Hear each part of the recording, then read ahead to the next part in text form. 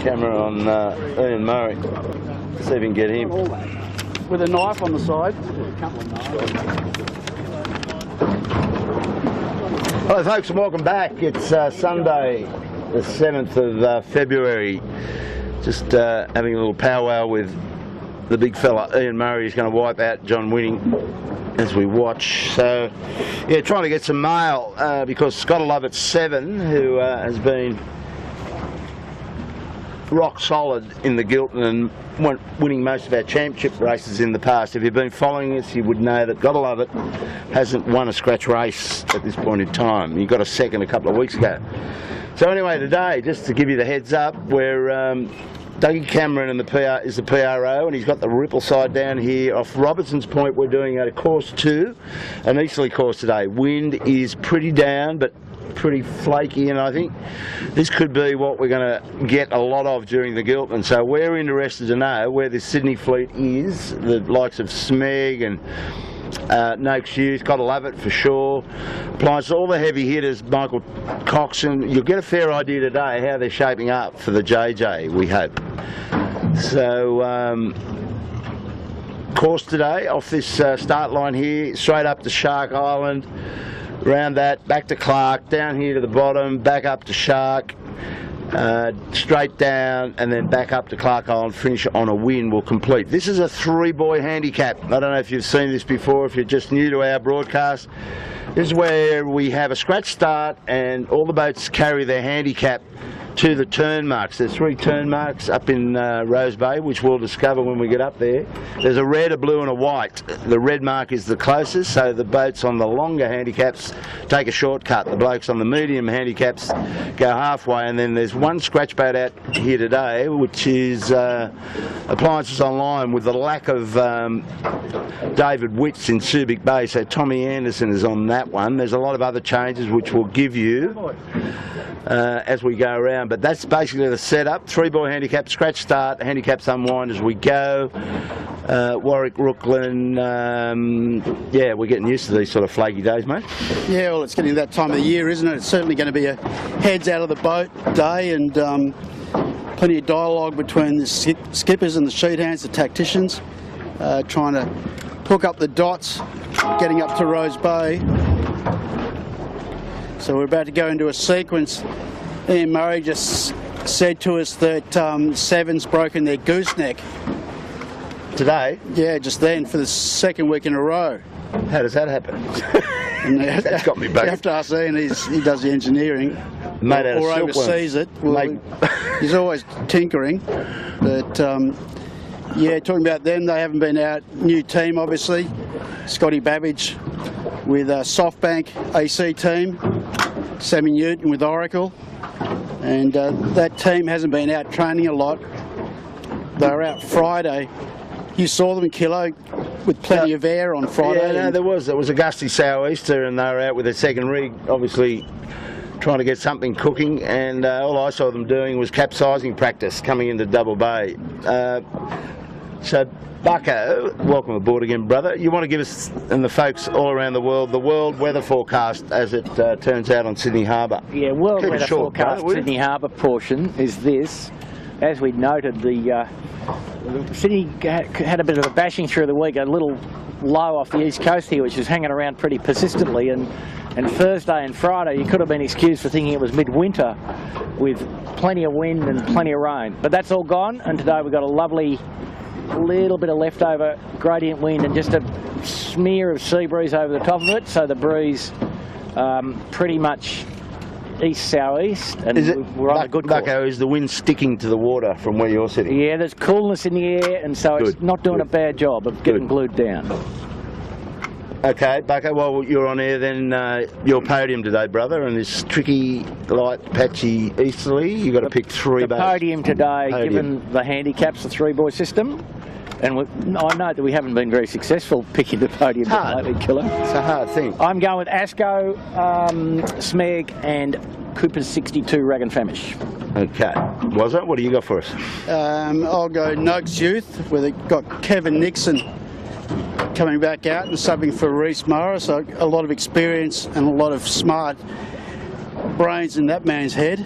And so Noakes Youth, Asco, because of the handicap situation, and I'm going to give Alcatel, Steve Quigley, a crack because he is goes around the red, the shortest mark first, and in this air they've showed plenty of promise. And they're nice and light too, wasn't it? Yeah, and very smart sailor, Steve. So that's you locked and loaded. I'm going to go, like you, I'm going for your son, Warwick Rooklyn. I just like their preparation for this. What did I say? I'm Warwick. Oh, you're Warwick. I'm going for your You wouldn't want to pick me.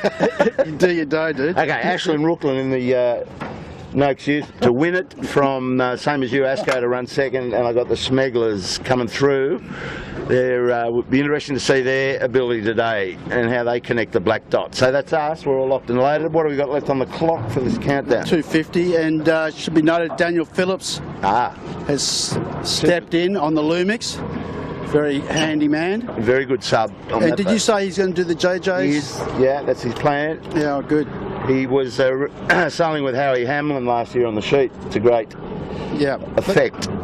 Howie's not here because he's getting over a little bit of plumbing, lying in hospital. I saw a Facebook shot of him last night. He had a smile on his face. He had more wires coming out of him than the national grid, and he had a little smile. I don't know if that was from the drugs or he was just past wind, was it? Well, you'll have to have a look at that, tell me. Did they finish third, didn't they, last year? Last year they did. Yeah. And Dan Phillips was a big component with Skippy in the bow. So the big question, or a question for Bucko, what do you think of the line and where would you like to be starting? Well, I'd like to be free to tack in the first puff and get out from underneath Bradley's head, but the line is pretty solidly favouring the leeward end, and as we speak the wind has filled in the bight below Athol Headland here, but it does lift off a bit in here, so it's quite dangerous to be the most left-hand boat. And just note that the tide, we're probably starting this race in pretty much slack water, so the current is of probably nil effect for the first lap almost. So I'm seeing Smeg sort of heading down towards the pin end. Noakes Youth is hanging out around towards the boat, or the close to the boat at the moment. Triple M looks like they want the boat. Good thing is, Warwick, there's a bit of breeze come through the start area here, so that's at least will get them off the line pretty clean, you'd hope. Yeah. One to go? One to go. So Bucko just indicating the breeze is clocked a little bit left here. So Noakes Youth in a little bit of trouble, which is out of shot. You've got Yandu, Rags, tacks away, hoping to find a hole at the boat. 40 seconds to go. So what are the chances of general here, boys? Looks pretty okay at the minute. High probability. High probability. Thurlow, oh no, I think they look okay. It's tricky, isn't it, holding this lane? I tell you what, Appliances, they might get away with it. Yeah, they look pretty good. Kitchen Makers had to bail out. Asco's out of shot. He's coming in hard though underneath, isn't he? Yeah. I don't think they're going to live. We're not on line bias, unfortunately, but if we can slip back a little bit, Kilo, we might get this on. 5 seconds to go. Appliances looks like they're over to me. 7's gone. There's a lot over. Here we go. General. Yeah. General City. That was coming. Yeah. Well, we'll get to do it all again, but you can just see how these boats are going off the line. Got to love it down there. It's nice and high, so there's a bit of a ridey come through there late. So whether this changes their minds, Triple M tack, that's the way I'd be going about it. You were talking about that, Bucko. Just get a posse and get out into clear air, get a lane and use it. Yeah, just get going, you know. Don't get in a pinching match in these boats. It's really very slow. Even as you observe up the track, it's intriguingly right-handed, right up at the shoreline near the island bar. So, and you know, it's quite different direction up there to what it is just near the start line. Well, it's a day of connecting the black dots. I'm just looking at Smeg right down. He started on the pin. He's having a look up there. Looks pretty bowed down and light. 7's going in, Asco's going in, but we just can't see the pressure veins coming at them. But you've got to commit off the start line. Is commitment time. And just play the black dots. box on the way up. Okay, so we'll wait there, all starting to turn. We'll hopefully get back into this pretty quickly and see what else we can show you. But right now we're just killing time. Any other news out of the park? Any highlights from you, Wazzy? I saw you doing a bit of chatting on the wall there.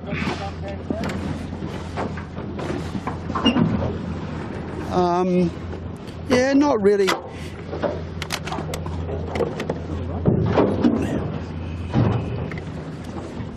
Yeah, not really too much. I mean, it's all really settling down. It's sort of getting to that point where, for most people, with only a few days to go, where they're at is where they're going to start the regatta, really. Yeah. Noakes Youth, Thurlow Fisher, and Smeg were out doing some tuning up during the week with Coxon Senior. So that was quite interesting, and I think the Thurlow guys got a lot out of that. The Noakes Youth guys got a lot out of it. Trevor Barnabas was out. He's still got a very good eye for, picking up the little idiosyncrasies in weight forward and whatever. The Smeg guys were just quick out of the box. My observation out of all that was that the Smeg guys were probably the most proactive of the three teams, particularly initially, in their trim, changing gears, their jib trim. In particular, the forward hand was very proactive there. Well, what's that? They got a reason to try and win this JJ, because if they win it, they've taken a pretty amazing trifecta, in so much they've won the 16-footer nationals up in Harvey Bay earlier on, and they just won the Australian nationals in the 18s last weekend, and they're heading into the Giltinan. So that'd be a pretty unique one to grab, I think. I don't think anybody else has done that. Do you think, or am I wrong? Well, I was reading an article on Sail World where they definitely would be the first team to ever do it in the 1 year. Okay. And I think, from memory, there was only two other people that have won 16 nationals and won the JJs. One being Trevor Barnabas, that's won both regattas multiple times. Bill Haywood, did he get a mention? Yeah, it might have been a long time ago though. Yeah. It's like in the 40s or 50s or something. Yeah, that's him. So yeah, those boys got a lot to play for, and they're certainly, if not the form boat, definitely one of them. Yeah, and we'll get to revisit what we think is going to happen once we get into next week and we see some forecasting for the JJ startup. But we've already had a chat over a few beers, haven't we, boys? That the weather is the key to most of the results out of this. You can start to get connect some form, and once you have a look at the weather pattern, because if it's like this, it's going to be a bit of a lottery. The lanes will be very hard to get and fight for, and yeah. So what I've just observed on the start boat, guys, is that they've got, I believe it's the I flag bucko, which is around the ends rule. So if you're over the line within the last minute of the start, you have to go around the ends to clear yourself. Otherwise, if picked, you will be OCS. So maybe they're starting to get, we talked about the other week where they went straight into a black flag on the second start. We talked more about the procedure of going to the I flag first and then possibly the black flag. So maybe they're just getting into that JJ mode on the race committee boat. Yeah, I guess they've got to try and educate these crews how they're going to run it. So that's probably a great idea, but they've got to be consistent, I guess.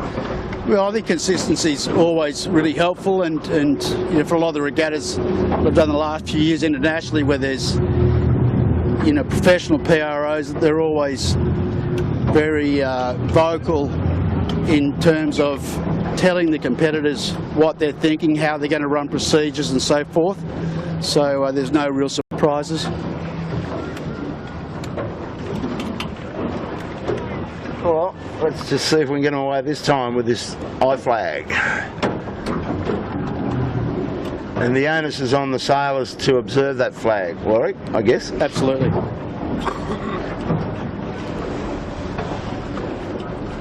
Yeah, it's same, you know, with individual, it's the competitors have to really make that call. Having said that, though, these guys do put up numbers in international, you know, in sort of yacht style boats. They'll call the bow numbers over VHF, but quite often by the time that's done, it's if you know you could be travelled a long way and then really stuff your race up. Well, so, you've got to know where you are on the line, eh? yeah. That's part of your management for the race. And remembering that the front of the boat on these things is the end of the spinnaker pole, which is not easy to see for the guys on the committee boat sometimes. Oh well, here we go into a minute, I think.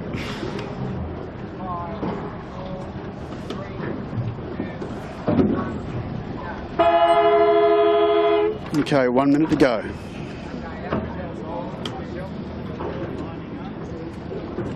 So what, they're pinging them if they're over within a minute, do they? Yeah. Well, if you're over within the minute, to clear yourself, you must go around the ends of the line. So, in other words, you must sail around the pin end and come back, or around the committee boat. Well, he and just restart. called out Alcatel. So what does he should go around that pin and reposition? If they've been noted as being over, and Lumix, if we can get back a little bit, Kilo, we can get a proper transit. Lumix will have to go around the ends if they're aware that that I flag is in play.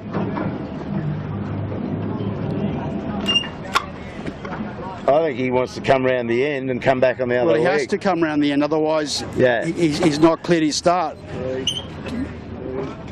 See, I now notice the race committee is using an iPad to observe who was over, who wasn't. Lots. So Lumix goes around the ends. So it's individual. Let's wait for these bow numbers or boat starting numbers to come up. If the race committee does that. I've got a feeling appliances was over. I'd agree with that. And Okay, 5. 5 is appliances, yep. So appliances was over, so they must go around the ends and restart, or they'll be disqualified OCS. oh, well, he's not in our pick, so that's. And I'm picking up 18 as well. Who's that? Start Alcatel. So that was one of my Yeah, picks. So I know he's restarted. He's cleared himself. Right. So getting back to Dan Phillips in the Panasonic, he was way over, and I think he was using that as part of his strategy to get round that pin end and restart. So he's not looking flash by any stretch, but righto, we're off and running. We'll sort all that mess out. So just to fill everyone in, we're shooting in front of us at I think Noak Sailing, DeLonghi and so forth. Punched out hard to the right is Triple M and Peroni, and punching hard to the extreme left near the shore is 7 Kitchen Maker. So I've already got a bit of a spread here. Well, this direction looks pretty. They're pretty bad down, so and they got pressure. This is not a bad look for these guys. Triple M, Peroni, Compass Markets, and DeLonghi, and Noakes Sailing. Noakes has got a bit of gas off Triple M though. So the rest of them are all gone over to the zoo side. Yeah, it looks like to me, which is out of shot, the left-hand boats have got pressure and bow up, that being Asco and 7.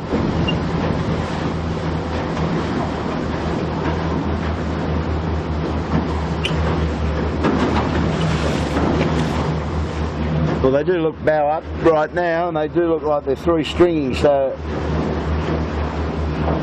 anyway, that's the way it's going to be until these two fleets settle down. We get some crosses. Anything can happen. Triple M way up out of the left. Pressured up as well. Blake's got the camera on those two, so they're really hauling along here and probably got more height than the boats in the left at this point in time. So this is good pressure for these guys. Long way away from a cross though, was it? Yeah. And it's a bit like what Bucko was saying is, you know, obviously direction is super important, but today with the pressure, finding the pressure is probably #1 priority, would you say, Bucko? Yeah, very much, and I think what we're going to see here is, you know, these guys on the right lead pretty easily, in fact. And as you'd observe, the leader here, Peroni, barely has bent their legs since they got on port tack. So Triple M, you know, having to squeeze to stay in clear air above Peroni. But if you look back to the left, which out of camera shot, but you can see that if these guys just get a little bit of header, they'll be able to tack it and cross pretty readily. Yeah, well, that's the thing that you know, Peroni, who's really punched out from Triple M, and Compass Global Markets, done a nice job. Yeah, they're able to sail a little bit freer. You know, what's out of shot is there's a real pack to the left that has all got a bit of a squeeze on and maybe compromising each other a tiny bit. But there's a long way to go. Okay, here we go. Like I said, Peroni tacks, Triple M tacks under them. If we come round to the left, Kilo, we're going to be on this cross, the vital first cross. I think they're right. I've got the guys in the left certainly crossing Triple M.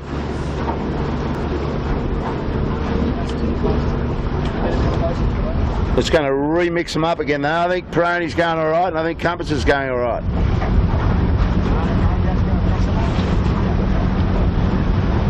Mojo's right. Well, how about that? How wrong can you be? The guys out of the left have got a little good left-hand bend with pressure around the headland. And now some awkward decisions to be made by various parties.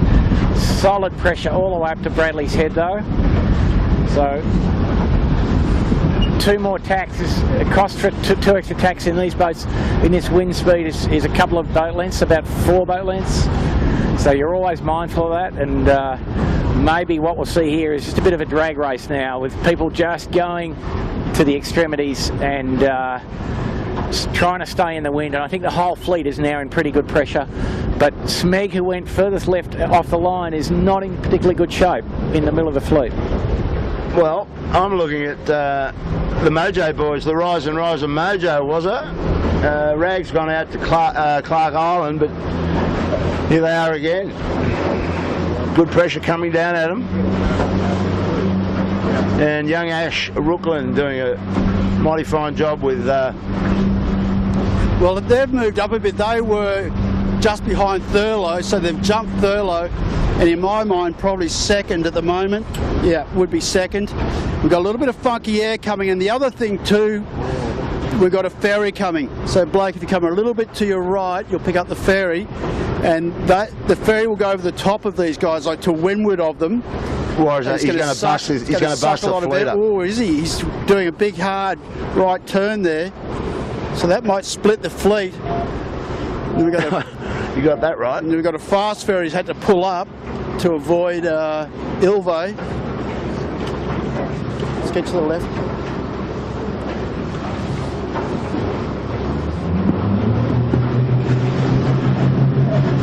So now the big holes in the breeze.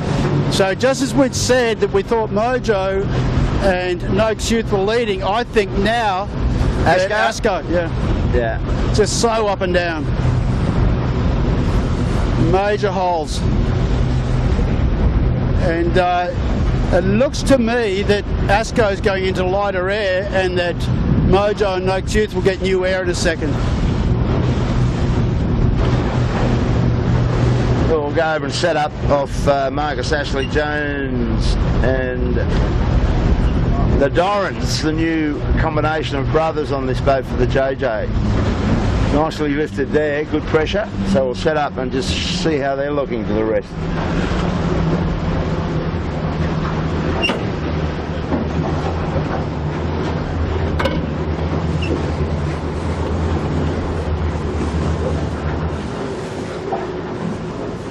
So, it's such an easterly, isn't it? It's just so hard. Well, they just so hard to pick. And look at the spread in the fleet already. Like, we've only been going for 7 minutes, 7:30, and the fleet is just spread out everywhere. Yeah, and well, Lasco's back in business. New pressure line for them, and 7. the boats that came to Bradley's have managed to stay in pressure better than the guys that have gone right. We see Cooper 62 double their bet on the right-hand side and have come out pretty badly, unfortunately for them. And these guys here are scooting away in solid 3 strings. And these guys can make quite a big lead here, I would say, Warwick. Yeah, and what's amazing, Bucko, is really that the transfer in the leadership between Mojo and Noakes Youth versus Asco and Seven all happened in about 15 seconds, and they were probably only separated by 150 metres. Yeah. I'm enjoying being the tactician on the camera cat today, indeed. Well, look in front, boys. There's nice pressure for these 2 boats, and Mojo just hanging in there because doesn't like getting out of the party, does he, the Mojo? Now you got Thurlow making a play. Just come around to the right a bit, Blake, and you'll pick up Thurlow Fisher on starboard tack. He's not going to get to these 2, but he came hurtling back into the fray. Should cross Mojo. So remember, Thurlow was behind Mojo and behind Noakes Youth when they tacked. So now Thurlow's clearly moved ahead of Noakes Youth, and Mojo we all know having a bad tack, but had lost out ground and was trying to tack in front, below and in front of Thurlow. So this is just all over the joint. It's certainly not a day where you throw away your tickets for your bets. No, that's been going on for a few weeks, hasn't it, was it? So Thurlow back in the hunt, so is Peroni. And so is Ash Rooklyn, heading back to the south a bit. Asco about to tack on our bar. And there's a new line of pressure, probably 200 metres to windward of where we are. So this is all going to just, whoever gets this new pressure is going to... well, Asco spotted it, there's no doubt. Yeah, I think they're going to get to it before 7, actually.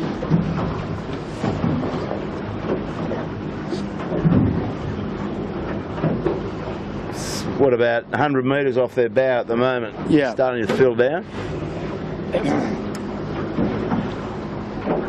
So definitely in my mind, when James Doran gets on this, gets back on Asco, they go better in this tactical stuff, that's for sure.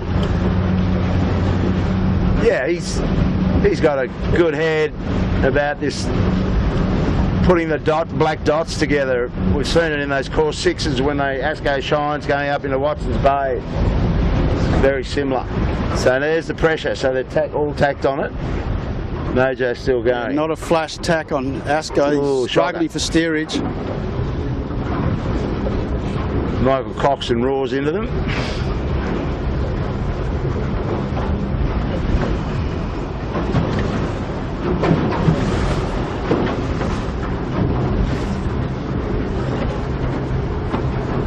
Now that's a beauty, isn't it? They're nice and high. Yeah, but the 7's coming back out of the right. So it's sort of like a bit of a split breeze. Look at come around to the right, pick up 7, Blake. In the distance, they've got big right-hand pressure and it's crossed this whole pack. So that's how quickly it changed again. Well, they were looking ordinary going in there, but they just come back on that dilemma. Righty. Yeah. So 7 leads them. Yeah, by a big way now. And Noakes Youth hit the right-hand shore as well, but doesn't have the pressure that 7's got. But certainly has come back, has made gains again.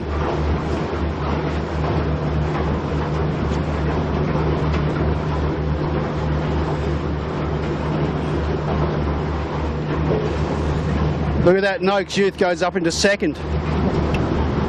Amazing. But yeah, you know, that right side at this particular part of this racetrack between Point Piper and Shark Island, I've seen that right side, people who work that hard really get paid out big time. Yeah. And they're bowed down now, they'd be bad. I don't know, Kilo. For me, it's, I've seen the same thing happen off Shark Island. I think it's just the puff and the shifts. I certainly can't pick it.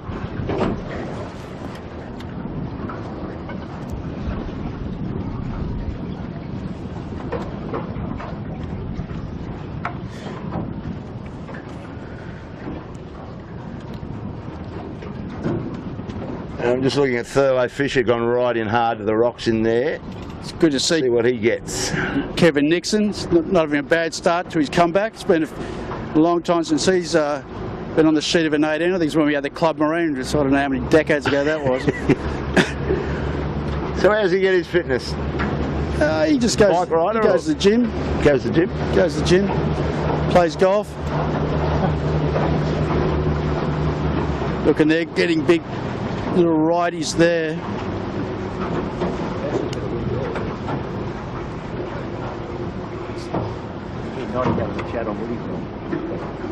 Well, Woody's trying to get himself up into this. He's sort of went right over to the north there of Shark Island. He's come back okay, so he's up in the hunt. He's in the chasing pack. Gotta love it, just in front. Triple M now probably second, coming off the right. Yeah, we're looking at Perrone. You can come around, Blake.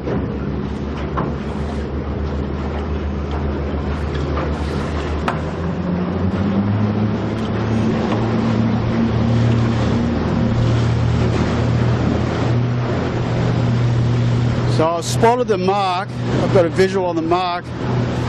There's 3 marks here, There's a red, of course, a blue, of course. And should be a the white. red, blue and white, gotcha. So what's got to love at 7? He's on what mark? I've got a feeling you go around a blue mark. That's half the distance. Yeah, so he goes around blue first, then white and white. Okay, Triple M would be on blue, or is he on a red? This makes a big difference. It's where these handicaps. He's on blue, blue, white, so he goes blue. around the same as 7. Okay. I think all of these boats might go around blue. What about Mojo? Blue the first time. Geez, you're chucking some questions at me, dude. Hey? Yeah, blue.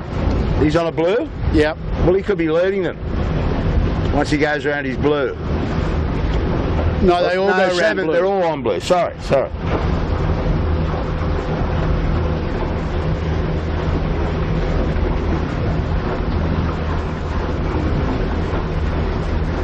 we've still got a fair way to go. They're still under the marks at this point, so there's a few more tacks in this. And I like where Triple M is, to be honest, unless there's something comes hurtling back out of that left side. Asco is in pressure.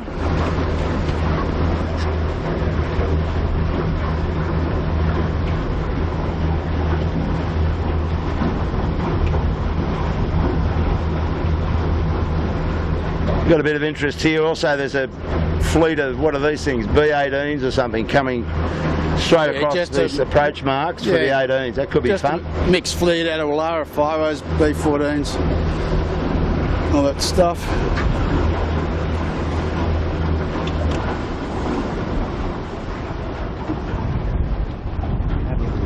So look at Asco.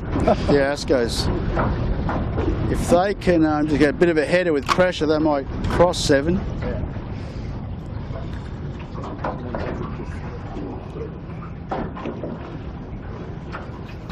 So you can see, we'll start to look at the lay. Asco's tacking. But I think 7 will have done enough.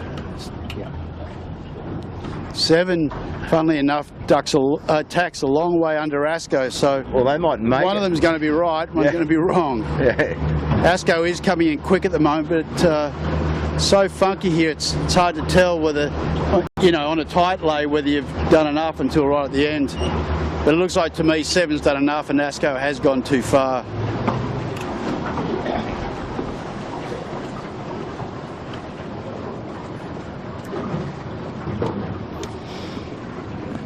Yeah, 7's there. Yeah, so top mark first time.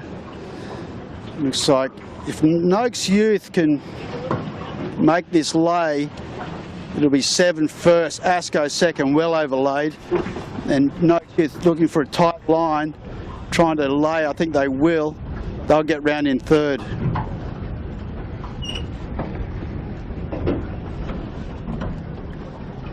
So the next mark of the course under Spinnaker is down off Clark Island. So there's a bit to think about on that approach. We'll watch these guys get around here in a few more and we'll chase the leaders. And there's Mighty Mojo right in the mix again. Yeah. Rocco coming in on starboard. Yeah, he'll do enough just to get Mojo. He'll just get enough. But see, all these guys coming around don't have rights on Mojo on Yandu, so it had to delay the set. 7 had to go higher than it wanted to. So the Mighty Smegglers have got a bit of work to do here. They're on a blue as well, I believe, the first time.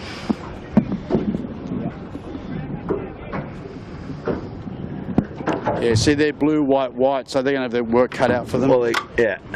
Tell you, got a nice line out of there. Was, you know, Noakes Youth. They ought to say a little bit lower line. Oh no, that's right. They go to Clark Island first, don't they? Yeah, Clark, and there's a bit to think about going to Clark. Yeah, yeah. So we won't know for a while. Dan Phillips just sneaks in front of the Smegglers. Got a hard bear away. Okay, we'll get out of here. Leave the rest of them to it.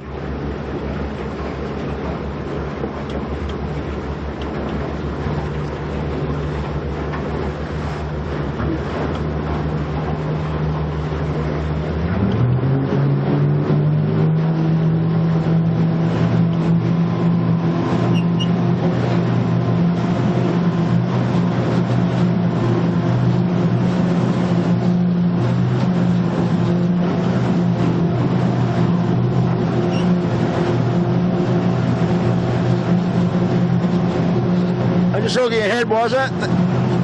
Gotta love it's just jibed off Point Piper, but the way they're heading, they haven't got a lot of pressure. They're not even laying the mark at Clark Island, so they've got a bit of crystal ball work to do here to get back to that. But yeah, so that was the comment I was making before with Noakes Youth, that they'd got some good depth off the mark, where 7 had to delay their set and got too high.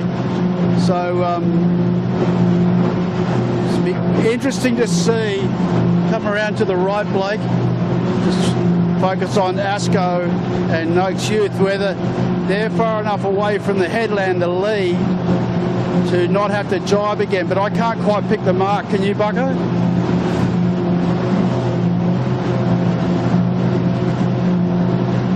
Okay, so now the mark's a long way off Clark, I think. So 7 went a long way on that jibe.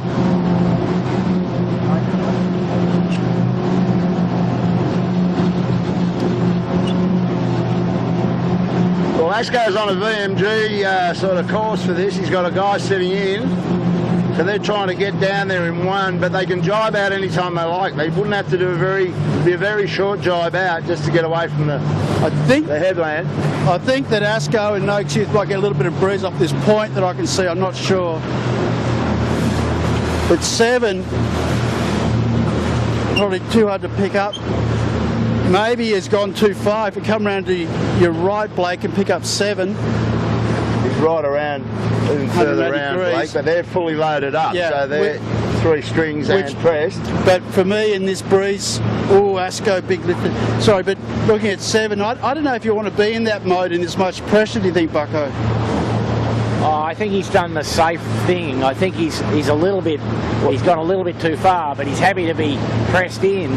These other guys had to deal with a bit of not much wind there for a while. Bucko, he's going to lay it easily. If you have a look, the boy is on our bow, so he's easy to that mark. But I think he's done the right thing.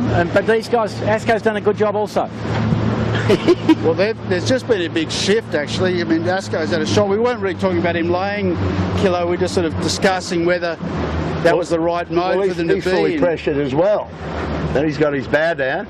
Yeah, this sort of very split breeze, very weird. Yeah.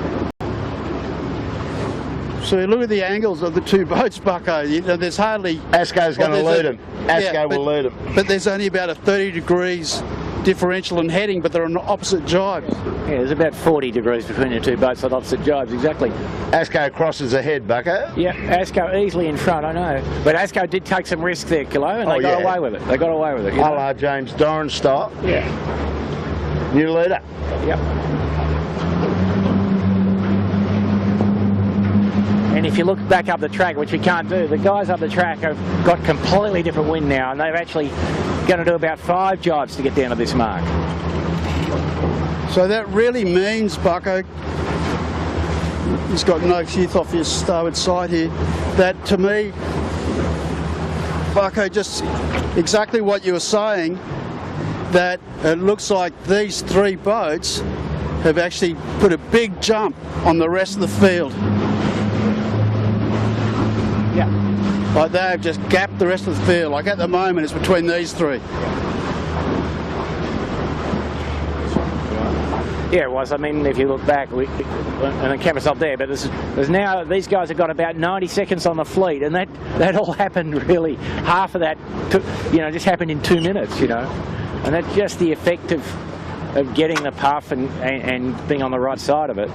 And they're looking famous, Buck. If you look at the leader and these 2 boats, they bow down to that mark, so they're in nice pressure. Yeah. And they're low, and that won't hurt them at all. They don't want holes, is what they don't want. Right. Bit of a drag race for me for these guys, but still, the next beat will still have its challenges, won't it? Oh, you betcha. We haven't completed lap 1 at this point. So what do we got? Where's the peloton now? The Triple M's leading the peloton. Wow, what a split. That's unbelievable. Yeah, it has to be 2 minutes, Bucko. And as you said, that all happened in the space of a minute, really. Blink of an eye. That's, just amazing.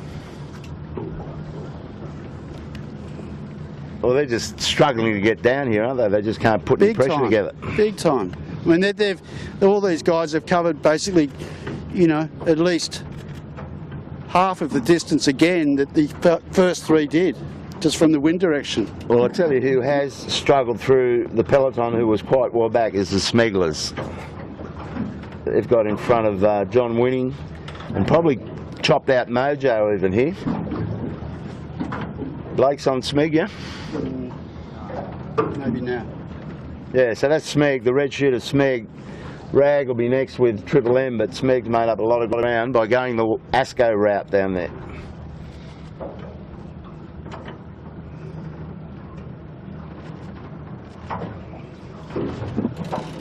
Yeah, Kilo, I mean, the other boat that's done extremely well down there is the Rag and Famish. Learned something on the beat, and they've come from about 14th up to 5th, you're right. Up to 5th, and very neatly in on the mark. So, as you put it out, the Smeg's done a good job as well, and probably the benchmark is Thurlow, who is towards the front of the peloton. So there we go.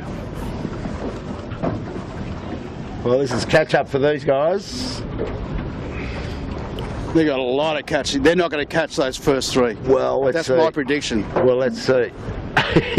Sure. I'm just throwing it out there. Yeah, no. Bit of a risk call early. Yeah. Well, where do you reckon Peroni's going? He's completely disregarded the turn maker Clark Island. He's got his own. No, course. He's running his own. He's running a separate course to the rest of the field.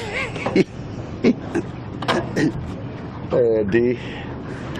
I wonder if you'll realise.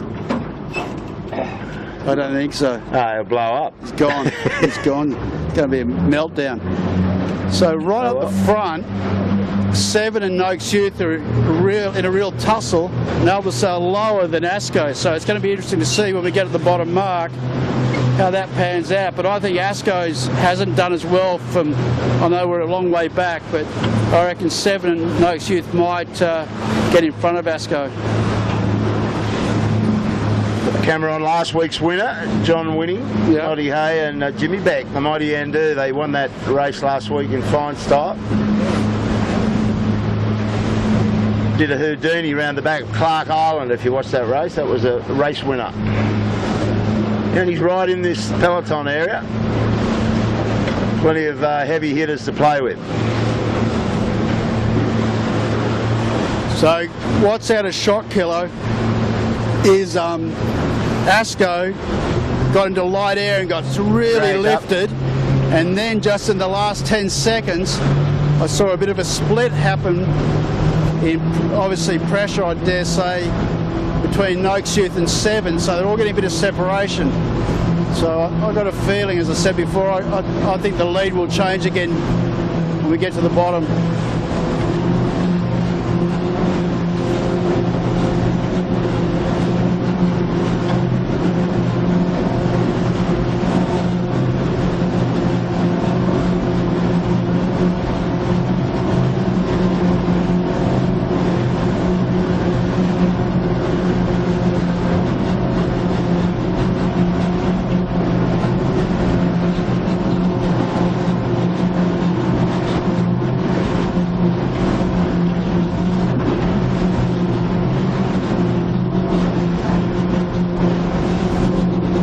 tell you what's interesting, Bucko, for me, having, after I made that very bold prediction that no one to get back to these three, it looks like to me that Triple M is coming down with a lot better pressure than the leaders have. Yep, the leaders have been lifted and lightened, and the peloton's coming back at them on a good line of wind. Both Triple M and Rag and Famish have probably, in the last couple of minutes, reduced the gap by about 40%. Just come around to the left, Blake. You'll pick up the leaders on our bow. So Asco still just led, just crossed 7. 7 just in front. Noakes Youth in 3rd. His starboard rounding here, so Noakes is going to come in tight on this mark. So Asco continues to lead. I think 7. Just a matter of whether Noakes will have rights here. And think about old Kev Nixon being out of the boat for 10 years or something, and tight manoeuvre's not going to be easy, but yeah. So they're going for their drop. So Asco 7.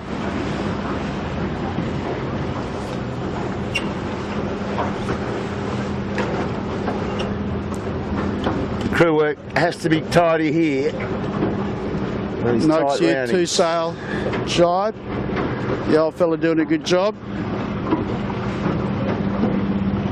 So definitely Triple M and Rag have come to these three. Haven't they? What? Big time. Yeah.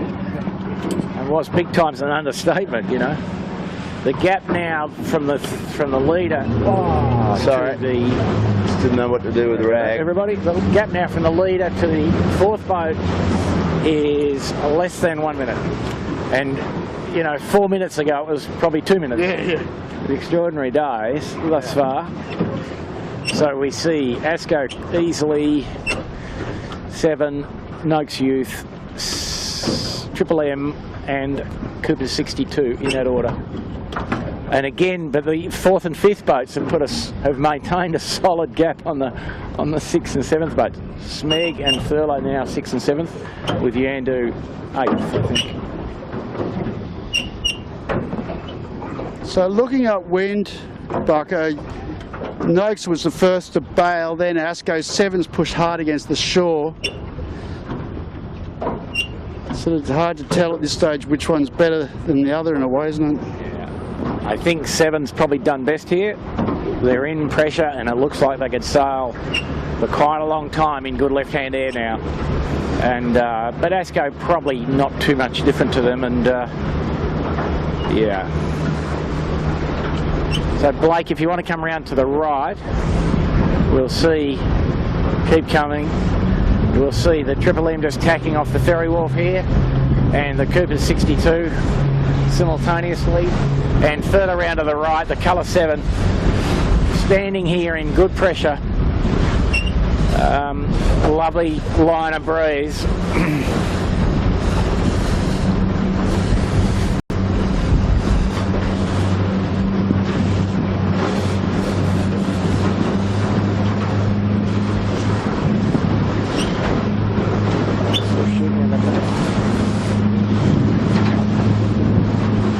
Let's have a little get behind 7 for a sec, Kilo, if we could, and let's have a little look at their setup. Yep. Blake, if you want to stay on 7.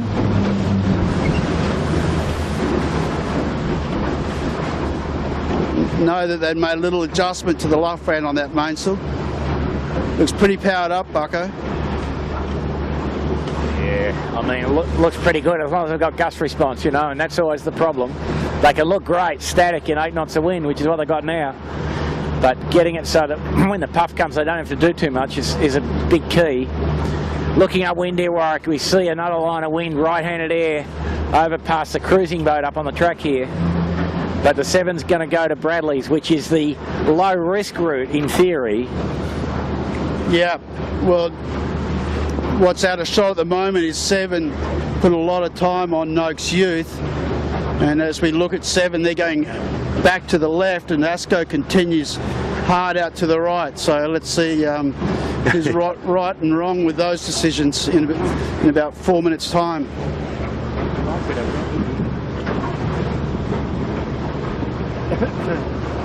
Seven seems to be dragging a few of them with him. Keepers, yeah, Asco, Ashland, Rooklyn and Triple M. Asco's the only one that's hit the right hard, Kilo.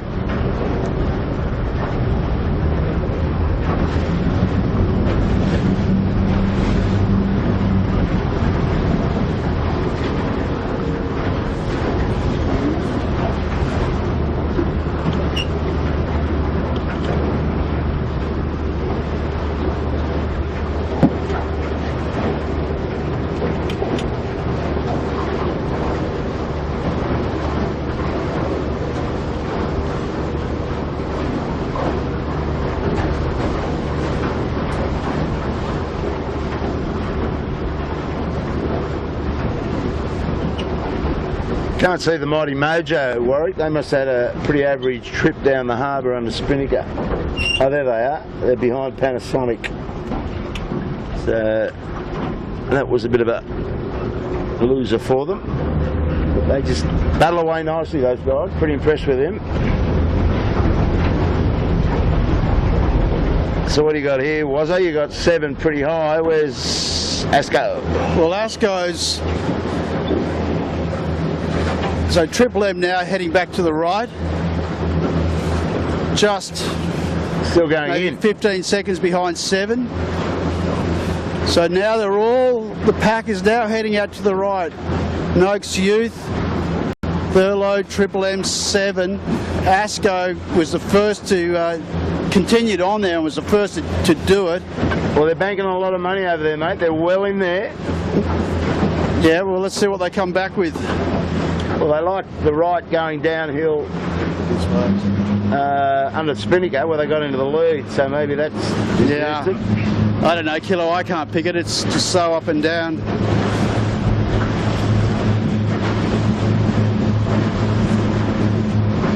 Seven looking a little bit softer at the moment. Another Manly Ferry coming into play, just turning Bradley's. Won't affect seven.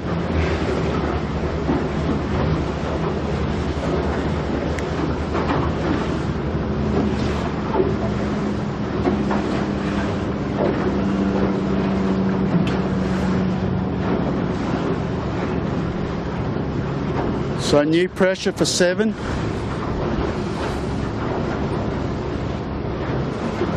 A little bit chopped up air then. Looks like to me better pressure, probably about 150 metres to where they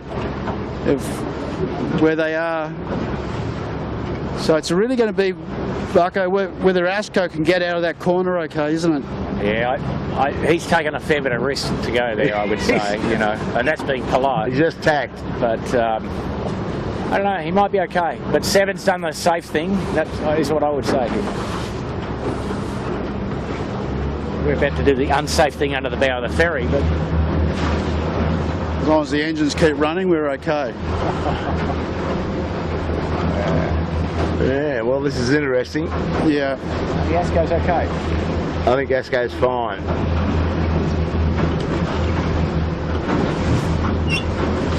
Wow. Seven going back, he didn't like the look of that. Okay, so seven's gone back. Maybe we have a little look at Asco. Well, Asco's dragged the other boats right over to him now, so all playing Russian roulette here. So for me, Bucko, it looks like maybe Triple M's got ahead of Noakes Youth, or it's going to be very close indeed.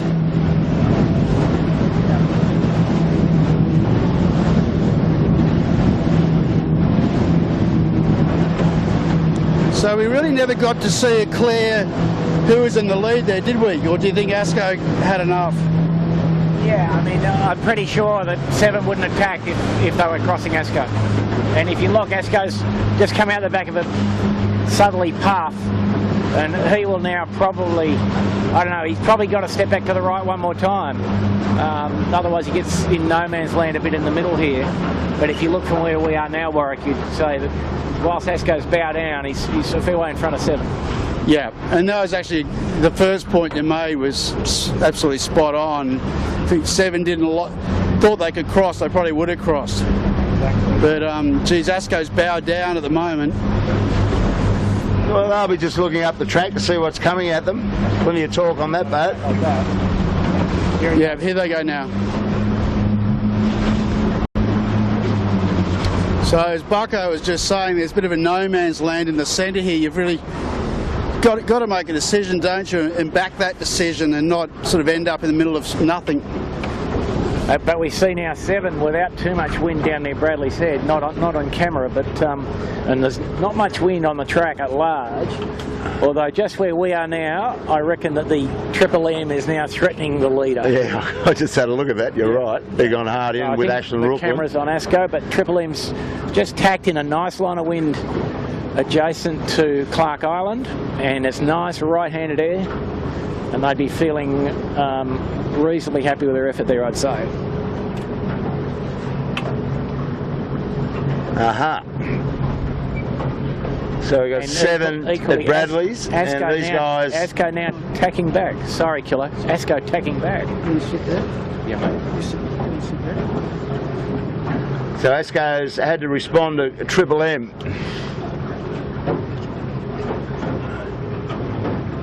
And Ashland Rookland is further on his hip up into the island.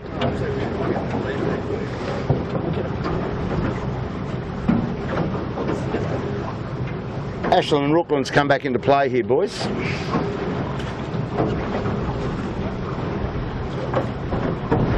Hang on, there's a bit of rough water here.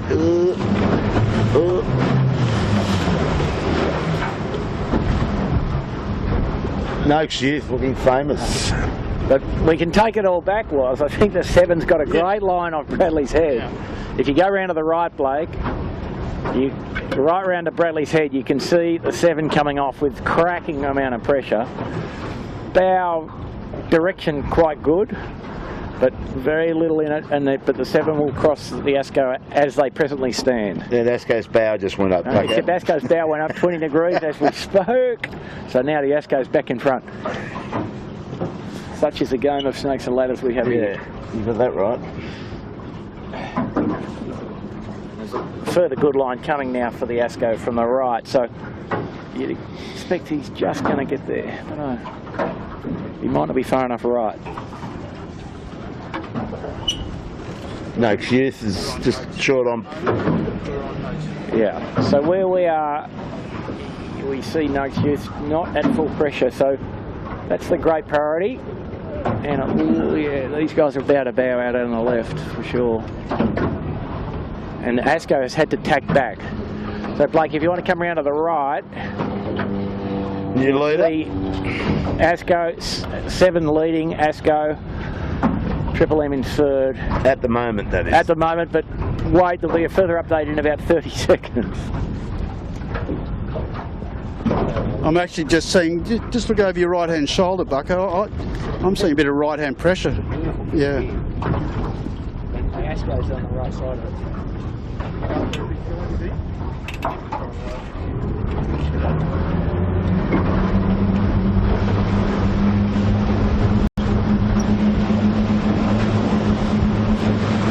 Warwick, just looking over my shoulder, your boat that you like to finish 3rd today, Alcatel One Touch, is starting to creep up into this chasing pack.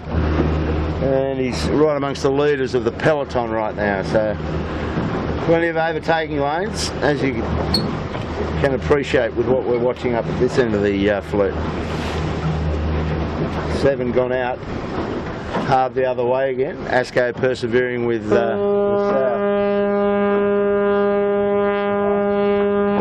there's a few problems for the boys over there in the Smeg, Thurlow and Panasonic with that ferry. Yeah, the Coopers and the Smeg and the Thurlow having fun with the ferry. That's gone out bad, Blake.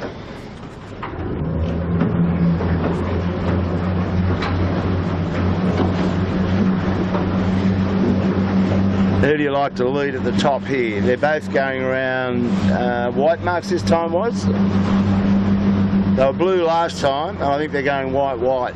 So they're on the same marks, these two. Asco just setting up attack here. Bow down nicely. Yep. So on that, I think he looks pretty good. A good bit of right-hand air. And as things presently stand, that'll get him in the lead. So to answer your question, Kilo, Asco's on blue.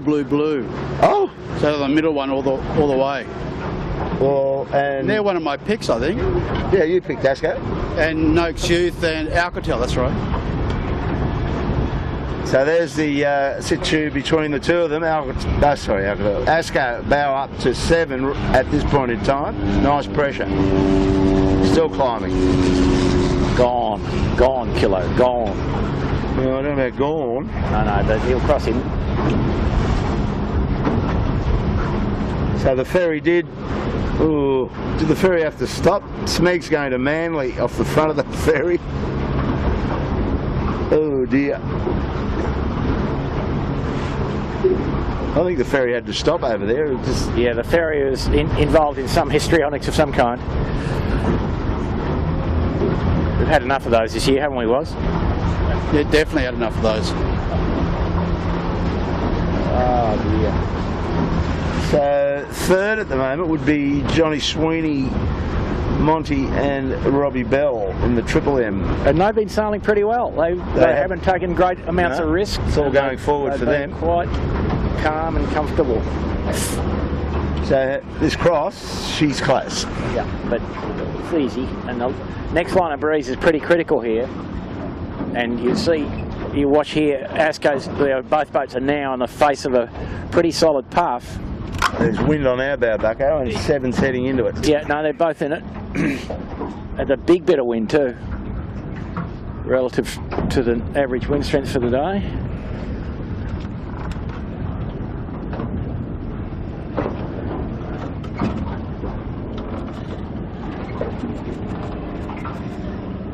So fairly tedious work for these guys in this. In that condition, they have to nearly go to a full reconfiguration to get through the puff, and then reconfigure again to get out the back of the puff.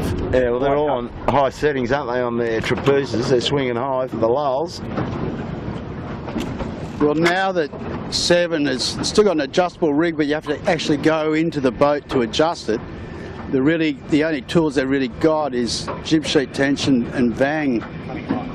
Well, it can't be fully off anyway in this stuff, Bucko, anyway, I'd imagine. Yeah. But if you come around a little bit to your left, Blake, I know we're getting you to go everywhere, but you'll pick up Triple M in no wind. So that's how up and down this pressure is. It's just this is getting tougher as the race goes on, and just a reminder, this run, the next run, will be a proper VMG run with plenty of options open for pressure, so that this run could really blow it apart again. Well, it kind of has been blown apart a bit, except for Triple M, Asco and 7. Noakes Youth has dropped away from it. I think Smeg, in fact, will overtake them. Smeg's they lost their way a little bit in the last half of this beat, the Noakes Youth guys. Yeah, well, it looks like Smeg's going to cross them, was it?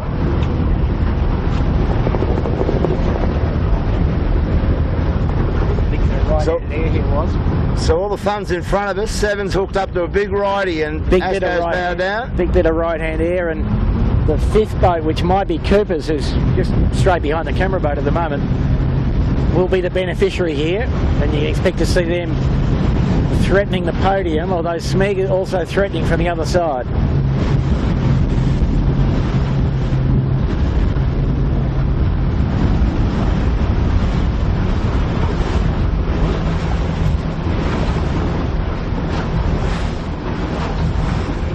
And we know from last week that Cooper's is pretty fast with the big rig. They've got it. They've been doing plenty of work on it. I was talking to them earlier today, and they're confident. They've got more to do before the JJs, but the speed they showed last week was enough to suggest that if they just got tactically sort of reasonable average, they would be a big threat. Blake, if you come round to Asco right on our bow, he's got a real gust of the day. and he's going to be able to just roar up to his turn mark, which is a blue mark, and that will be his friend because he's not going as far as Gotta Love It from what I can gather. So he's going to cut the corner and maybe jump away a nice little distance on 7. He'll be still on a wind when they turn. Nice pressure. Seaplane taking our back sides off here.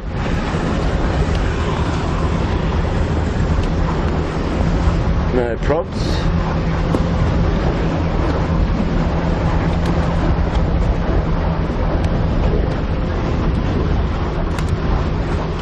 So we've got Charles Doran in the bow of Asco. So we've got 2 Dorans. Yeah, the Doran boys. That's his lineup for the JJ. Okay, so that's changed because originally I think he had a couple of Western Australian 49 guys. Fang was going to do the bow with James Doran. And Fang got confused with air flights back and forward from Perth, didn't suit his lifestyle, so I think that's what happened. Yeah, it's difficult. But so 7 and Asco now really in the same bit of water and pretty much same bit of air. So I can't see there's going to get much separation, but those 2 have really sort of jumped away from the pack a little bit. So the big loser, if we consider where we were at the bottom mark, Noakes Youth was right on the back of 7. Asco led, 7 was second, Noakes Youth was third. So Noakes Youth has lost an enormous amount of time relative to the front. I just look at that drag race right there between the pair of them. 7 looks like it's just got that there in high mode when they get those. They're trying to screw him out of there. It's just in different modes. Would you think, Warwick? Yeah. And if you look on our bow, Kilo, we've got a slow-moving. Right on the turning mark. That's going to liven their afternoon up. They've got plenty of buoys out though for buffers. Getting ready.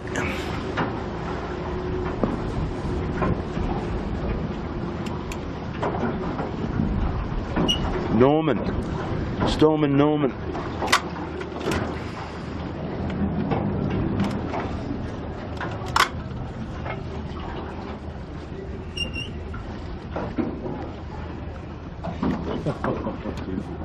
Well, it looks like Asco has laid the blue, but 7's going to be battling with that yacht. He'll get over that. 7's trying to lay the white mark.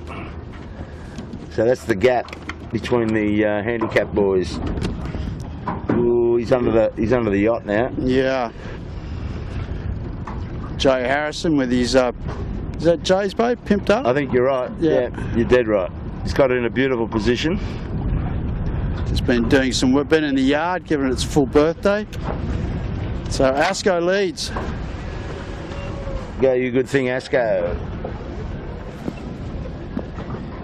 So it's straight down the harbour this time. So there's plenty on up for offer there.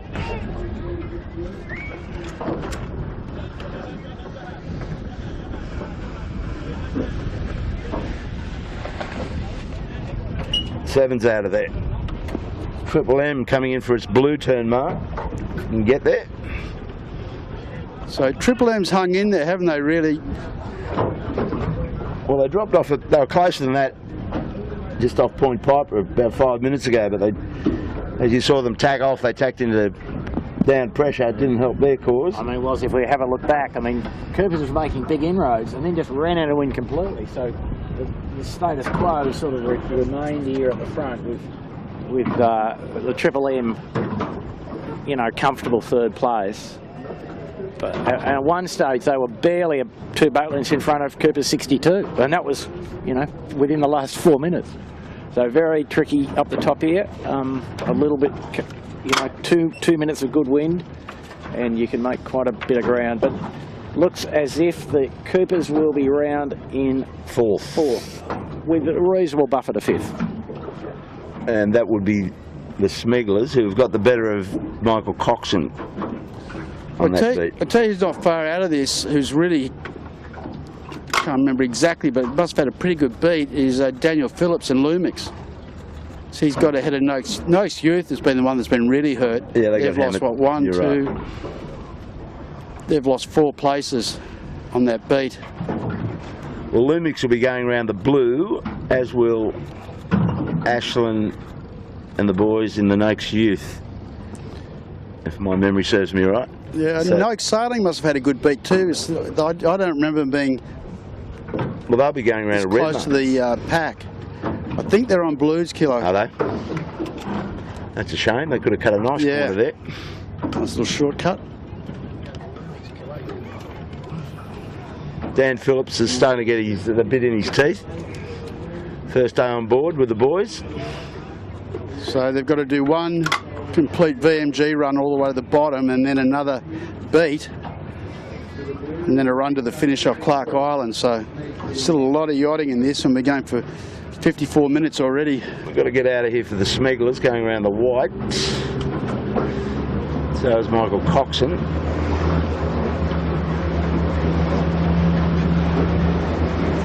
My hunch is that Lumix will do a good job down here with Dan Phillips. He's pretty good at the jibe angles, setting up the shortest way to get there. Alcatel, your boat, Warwick, approaching the red.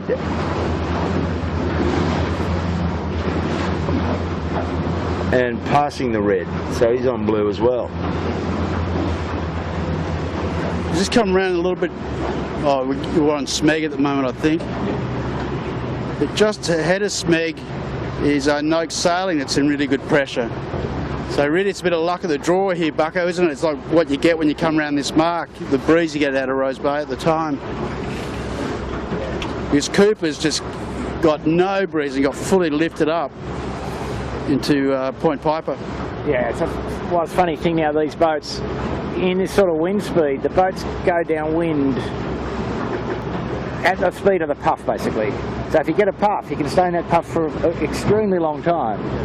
And if you get in a lull, you can be waiting for a long time, you know. So that's what we're seeing.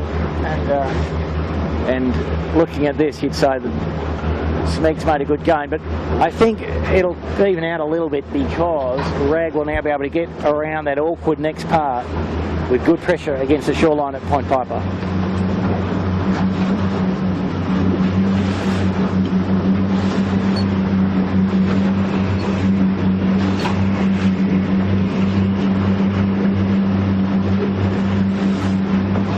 Lumix tacks off the point there in good pressure, coming out bow down, so that's looking good for them. Smeg's got a ferry here he doesn't want to mess with too much.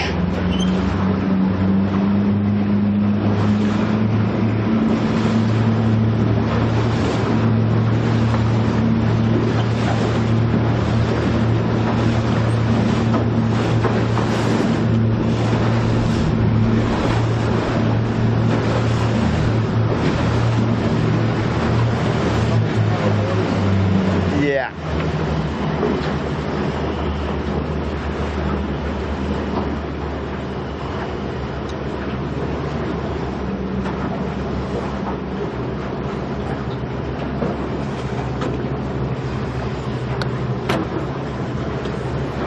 Pretty nice light air jibe on the Smeg. They make it look easy, but it's not that easy. Speed of the turn's got to be spot on, and they did that nicely. So Bucko, right off our bow over towards Bradley's is Asco, the leader, and Seven's way down underneath him. Not as close, but he's got a fair bit of separation there, hasn't he? Yeah, you'd Hard think for us to tell. You'd think that the good way to go is what Smeg's doing, but sorry, what Asco's doing. But I don't like the look of his angle at the present moment.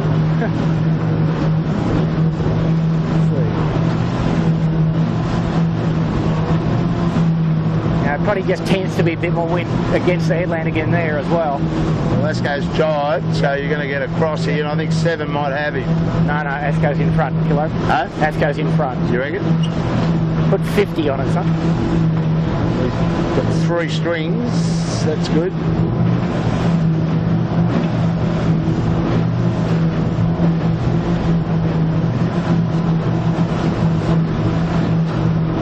So Lumix has moved up on Rag and Famiship, Bucko. By the look of that. Yeah. But I think in this case, Lumix, I think Rag's going the right way, Lumix is possibly going the less right way, if we can use those words. And so Lumix, whilst they've caught up, probably should think about a jibe, looking at the angle that Rag's got on the other jibe. Okay, I think 7 crossed Asco. Yeah, we missed that. Thank you.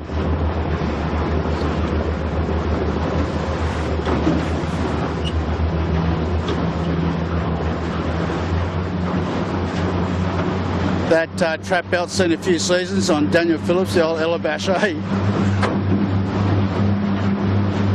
Going back a few years.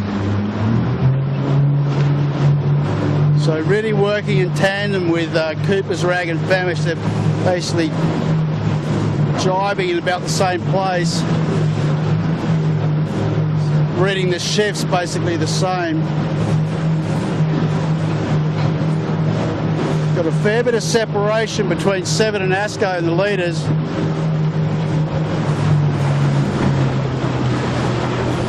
I like what the Coopers have got here, was.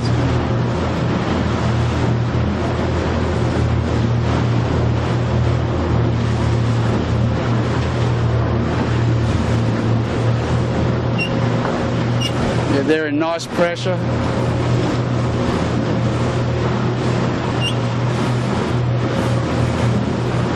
And ahead of them, Triple M has jibed, probably a bit out of shot, but in not a lot of pressure.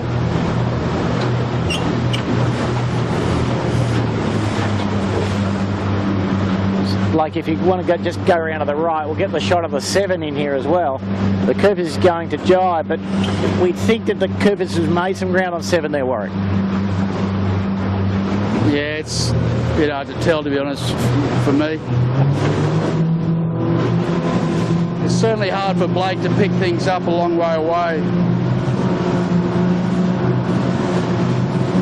But I think we're on 7 now. I think for me the one that's definitely made ground on 7 is Triple M. 7 jibes in front of Triple M.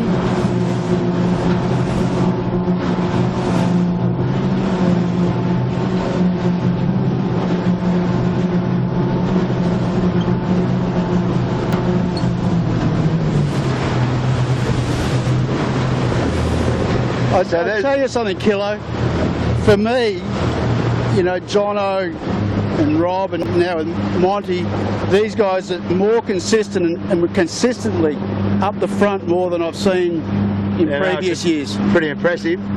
New boat, a whole new team. Just sort of got together with Monty, 3 or 4 weeks ago.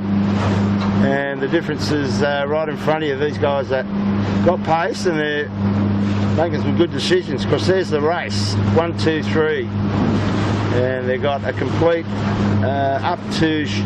back up to Rose Bay and then back to the finish. So plenty of golf left in this one. Yeah, the thing that I just noticed then, and it changes, you know, every 15, 20 seconds, but looks like 7 and Triple M got a nice bit of pressure, a good little push down, where Asco didn't quite get that, and it's still quite lifted. Now Triple M elects to not sail to leeward in the gas of 7, go 3 strings and get up to their line, sailing a faster mode. 7 is now responding to that, with young John Winning out on the wire, so there's all 3 strings as well at the moment.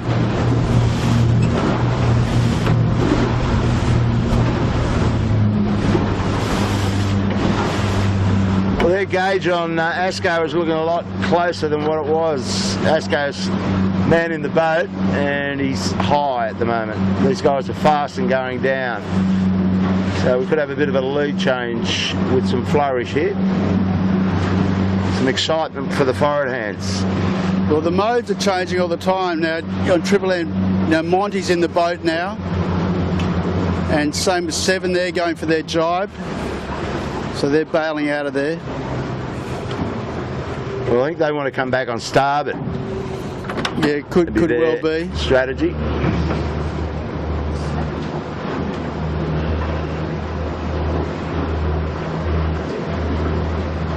Interesting. Mark's well down. We've got a fair way to go. She's about 400 metres or 300 metres down, direct from us at the moment. Asco jibes.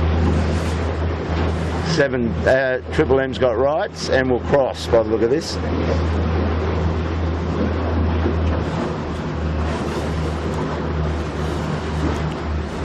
Ooh, this is a close one.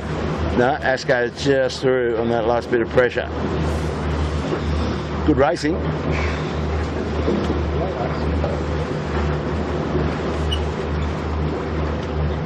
So Triple M pushing it hard up against the bricks off Robertson Point.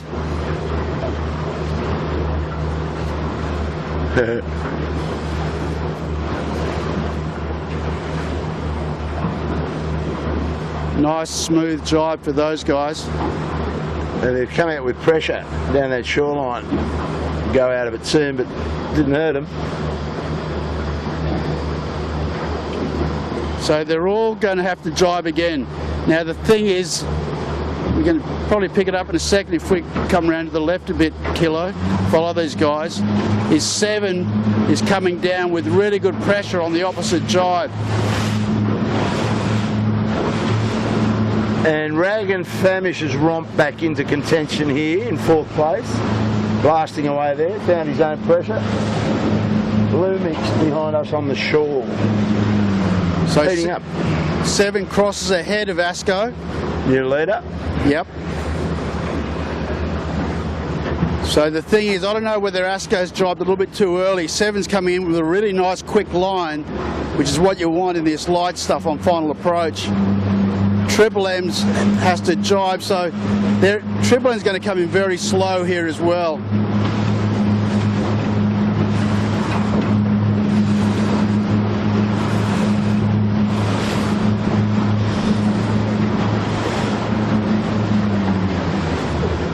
I think Triple M's going to have to jibe again. Have to do 2 more jibes. Asco is starting dead square, trying to get to the mark. Triple M goes for their jibe.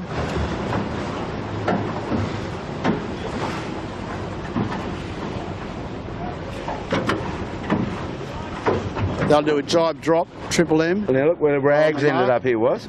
And Rags, look at Rags come in with pressure, clear air and clean. So they've really come to this group.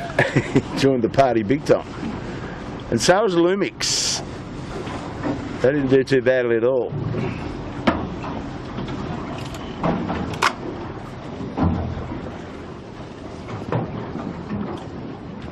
Yeah, Warwick, the Rag did a great job down the run. They stayed in wind the whole way. They took a bit of risk out under Bradley's head, but they looked like they never stopped and were never, you know, never squeezing for depth. They were just rolling along.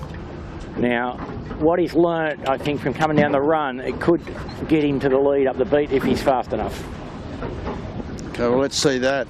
It's funny, we're out. I know that they're running the Ullman gear, but I was out doing some testing with Noakes, well, with Coxon Senior and Trevor Barnabas. We're observing the Thurlow, Fisher, Smeg and Noakes Youth. And I tell you, there's just nothing in it, boat speed-wise. Absolutely nothing in it. There was a little bit differentials in the beginning, but then it ended up very, very close. And as Coco pointed out, he said this is basically becoming a one design now that the packages are getting, even though there's slight differentials in there, there's not a lot of differential in boat speed.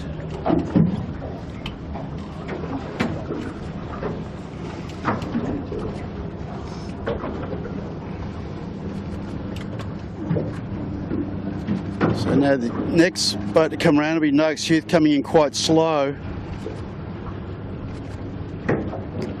I mean, they'll be pretty conservative, you know, like with Kevin back in for the first time in a very long time, but they just sort of missed out on that, the last half of that last beat and put them back. But it'd be interesting to see whether they can do anything from here to get back up or get away from this chasing pack of Smeg, Peroni. Well, Peroni, we noticed they didn't do the right course. Hey? Well, Peroni didn't do the right course. Oh, no, they took a shortcut on the first run. But yeah, real gaggle here with Smeg, Peroni, Noakes Sailing, Sean Langman, Thurlow, who I think has lost a little bit, and then Mojo.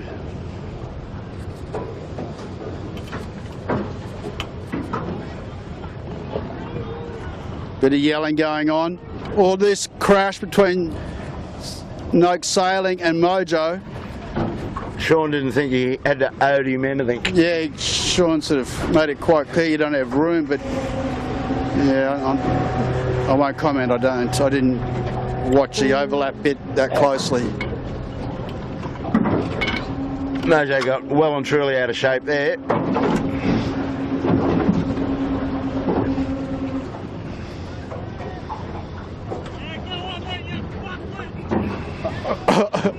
A little bit of Sean hasn't lost his enthusiasm, no, let's say. Strong email coming off the deck. Send a message.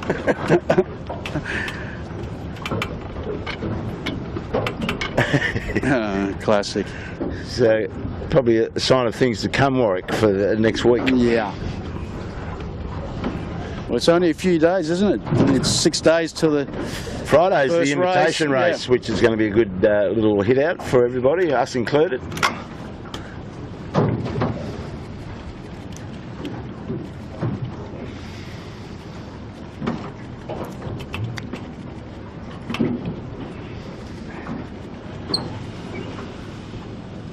Okay, an hour and 10. This is a long race. Yeah. It's a marathon. Quite long indeed.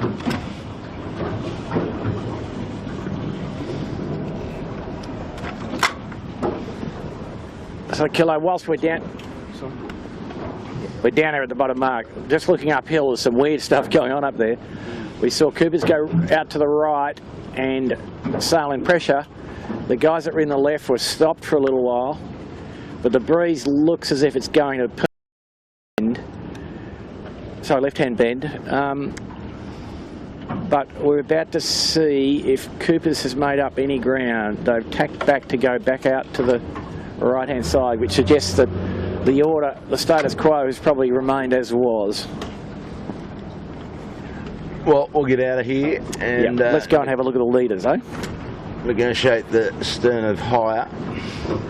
And we're up the track.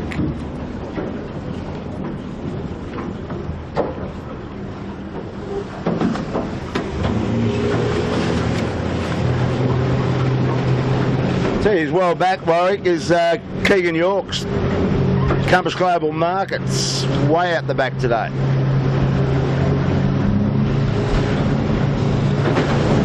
Yeah, he just doesn't seem to be on the same form that he was last year, from my recollection. Well, he went on that extended holiday. He went to America and Mexico and South Vietnam or wherever else he went. He had a pretty fulfilled holiday, and maybe he's still in relax mode, mate. He's still probably wishing he was in Hawaii, I don't know. But yeah, that's just a bad day for them. Anyway, they're well back. Should perform a lot better than that normally.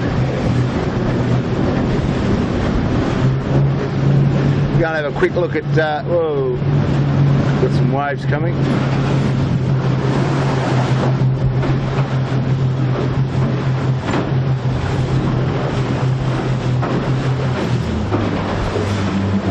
Stephen Quigley's Alcatel One Touch. He's been up and down a bit, but he's there or thereabouts, mid-fleet at the moment. Chase them up. See where the leady, here they are. Gotta love it, to weather of Triple M.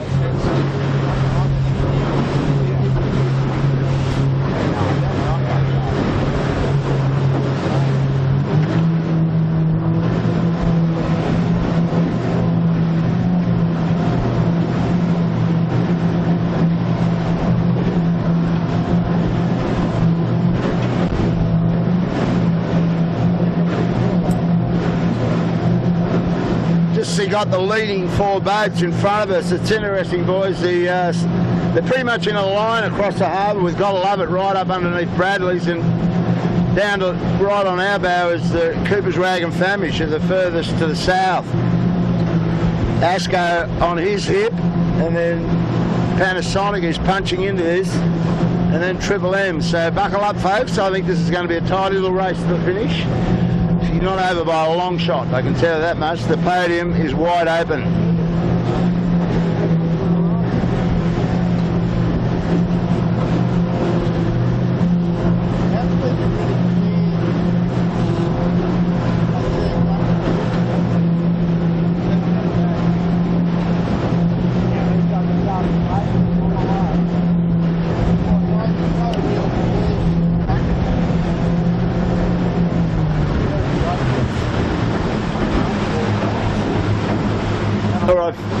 All right, fellas, we've got the power down that wall, and now we've got Cooper's Rag and Finish. This is going into a header. Who would you like? Which boat do you want to be on? This one, or we've got to love it?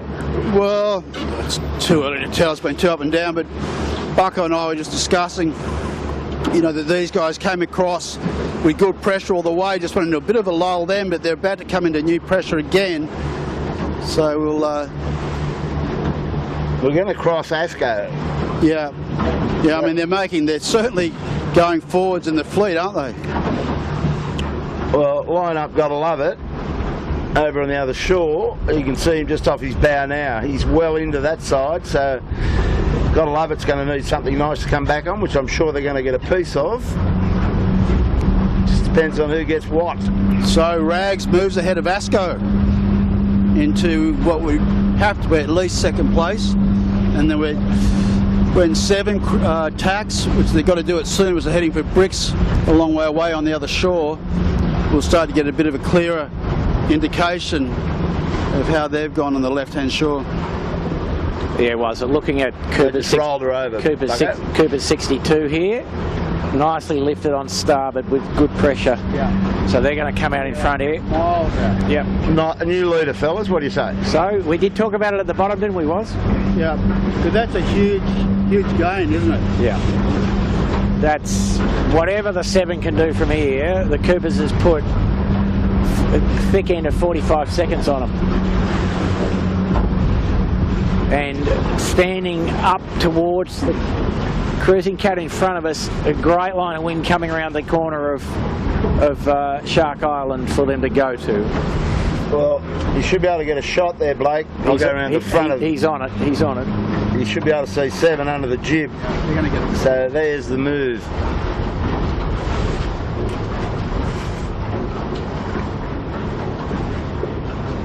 And Sevy Jarvin won't be liking the look of that at all. Yeah.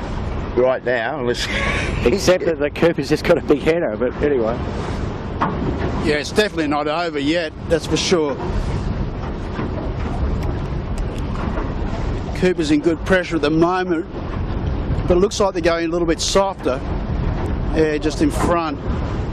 But definitely, for me, have gone into the lead. 7's actually had to tack.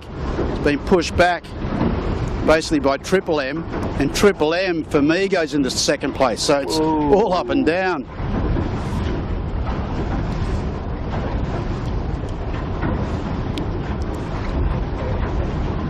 I think the Cooper's got to tack back though now to try and to stay in this right hand bit of wind here. They look happy to be sort of consolidating, I guess, though. Yeah. I mean, if you're in their position and you've done what you've done, you want to at least, you know, get over and stay in contact with 7, maybe, as you said, consolidate. The dilemma they've got is that Triple M moved into second place and is on split tacks with Rags. Okay, now Rags tacks back. They've had enough of that, so they'll quite bow down. Yeah, and they've done well. They've positioned themselves for the next line, so they'll be in pretty good shape, I'd say. Yeah. And I think they're slightly faster than Triple M, just a tiny bit quicker through the water. Well, have a look across there, Bucko. But we'll find out. I've got Lumix in front of Gotta Love It right now. Well, you might be well correct, Mr. Kilo, that but no, the Gotta Love It's done a lot of tacking up this beat for not much effect, really, and they're not free. The tacks are quite pricey items. Yeah, I'd say they're a bit neck and neck, though, reality. I tell you, he's putting in a damn good effort at trying to get into contact with this leading group is the Smegglers. If you look over your back, you can see the red decal marching into this area. He's been over in the south where Rag went. You're not over. Also, I mean, if you consider at different times of the race, what, you know, little subgroups have had big breaks over, let's say, the pack, and when you thought it was all over, there was no way they could be caught, it's all turned upside down again. So there's still a long way to go to that top mark from here. Oh, yeah. And a fair old run to Clark Island to the finish. Well, you got to hold your nerve, and you got to polish up your crystal ball.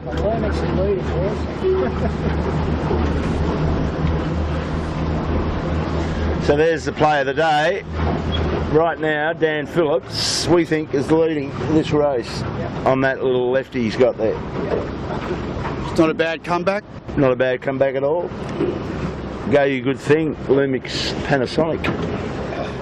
Good signs for those guys going to the JJ. The boat's always been fast, whoever sailed it. Even Jono used to get it cracking. And the super sub, Mr. Van Munster, used to get some good results out of it. So she's not slow, that boat. All you need is just get in and get a combo going with a two good crew on that boat, and you're in business. Just looks fast going through the water. It's just a nice looking boat.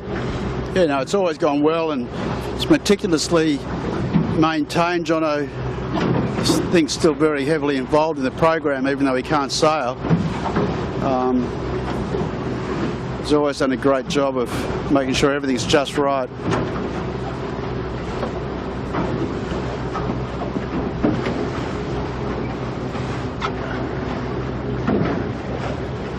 Well, that'll do it for me.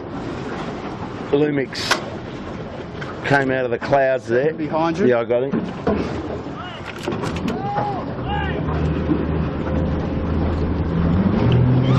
You're right, Killer.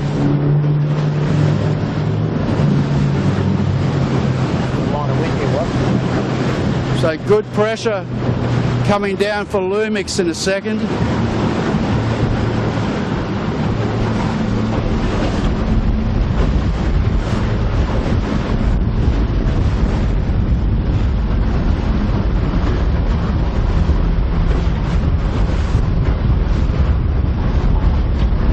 Thinking we probably had about 4 different leaders of this race today. Yeah. Lumix is the current one. We thought Rag and Famish hit the lead, didn't go lead around a mark, but he certainly took the lead on that beat for a short time. Triple M's even been in front. Asco. We've had Asco 7, Lumix. I think that's a 3, I think. And you might even have another one soon. Not sure who that'll be, but it's one of those days.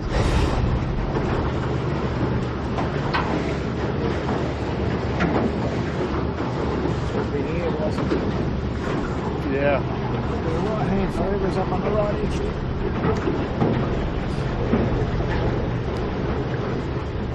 We need to get the boats. New? We need to get the boats. Blake's struggling. Yeah. So Smeg's in front of Asco by my account there. And motoring.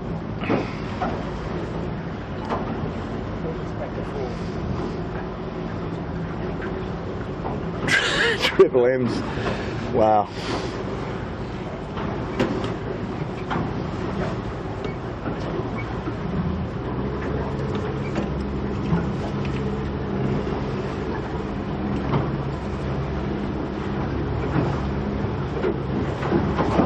So I'll say this much: I can't pick a winner. No, you can't yet. And this is the party. Coopers, Asco, Smeg, Triple M, 7 and Lumix. This is where it's going to happen. And Coopers. Coopers not out of this either. He's in the best spot now. Asco likes the south. Coopers is doing well there. It'll be interesting. We got to. Oh, what are we watching? We're watching Asco. About to get good pressure. Rags has got that pressure. We're kind of all over the place with the fleet at the moment, but only got one boat and one camera, so that's what you get.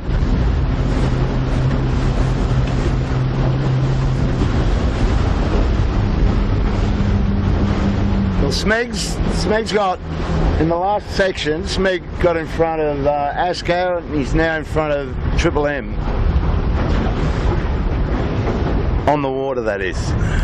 Just looking a little bit further ahead, we're watching Smeg at the moment, but Lumix out of picture looks to me sailed into better pressure, Bucko, than 7. Yeah, this generalised bit of southerly here, and Cooper's 62 Rag and Famish also a beneficiary on the right hand side here, and the 7's now in an awkward place from a sort of risk standpoint. So, but they've tacked, and we'll find out in a minute, but looks to me like the Rag and the 7 will be the Cooper's 62 and the 7 will be, and Lumix are the 3 top boats now. And we're shooting the Coopers, and I think they will find no reason to tack back, and they'll just be laying up to the port tack ley line. Well, give us the rounding marks here. We've forgotten about who's going around what. 7's got to go to the white, hasn't he? Coopers will be going to the white. I think Lumix is going blue. Yeah, Lumix has got a shorter leg than the other 2 guys. That's a bonus.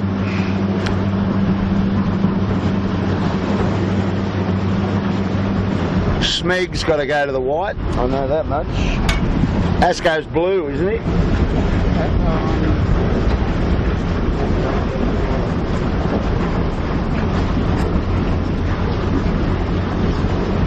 Yeah, Asco's blue. Asco blue. And I think Rag's white. What about Triple M? White? Yeah, they're white. White. Oh well, that blue mark might pay here.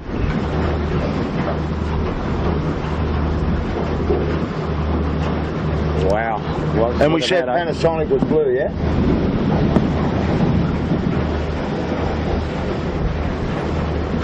Cooper's back up to striking distance on the 7, and both of them are standing into a great line of wind. Yeah, Panasonic blue. Well, that's a big, that gives them a hell of a break, and you'd have to favour them to take this race with the blue. That's the way it unfolds, folks. The handicaps unwind around this Rose Bay turn mark on 3 laps of the course. So we're now shooting 7 and Panasonic, I think.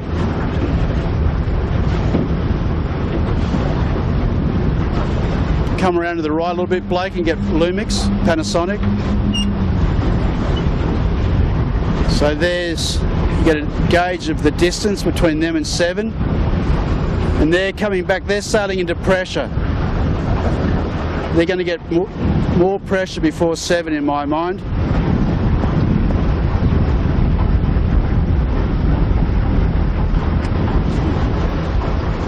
Nicely put together race, if you could actually plan it that way, but they peaked at the right time.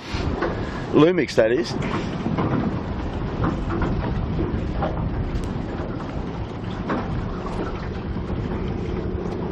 So it's really close between all 4 of these boats, except some are going to get a shortcut over the others.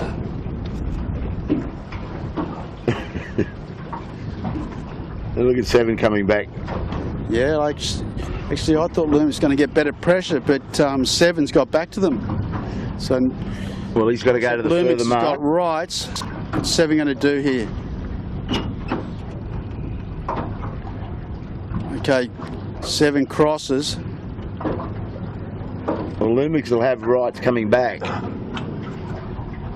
And I think 7's got to go to the white, doesn't he? Yes, he does. He's got to step out a bit. So that's not really going to come into play.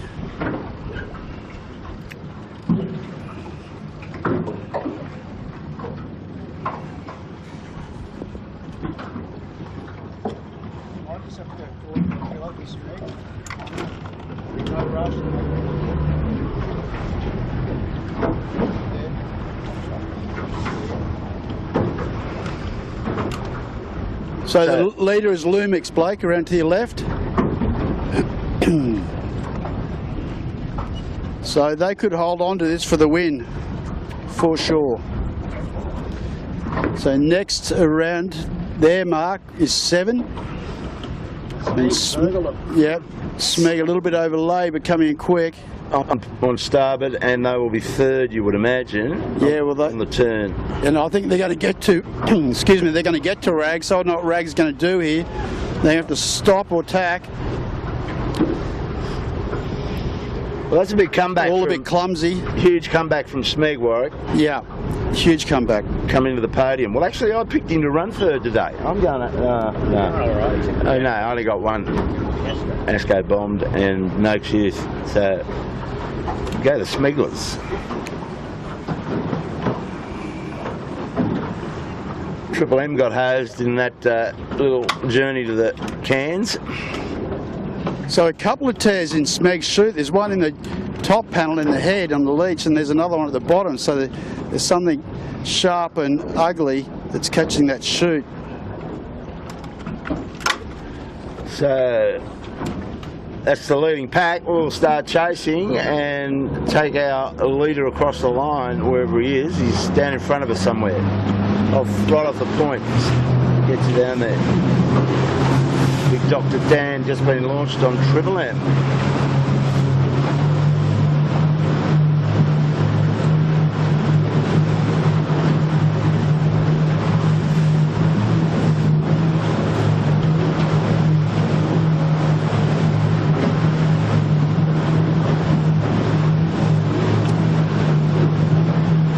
Second and third still wide open here, isn't it? You don't know who's going to get those ones, but the Lumix got it on a string at the moment.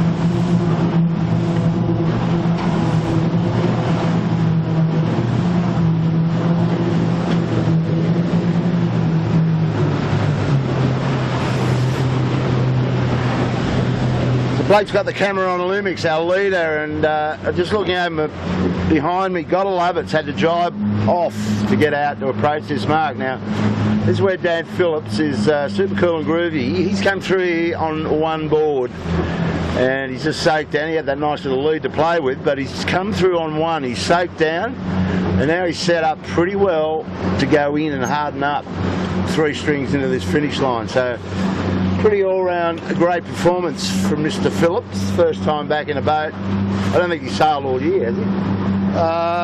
Well, not that I'm aware of. Although he's been doing, I think he does plenty of cherub sailing with his children. Yeah. And at Drummoyne. But he's as fit as a mountain trout. Absolutely.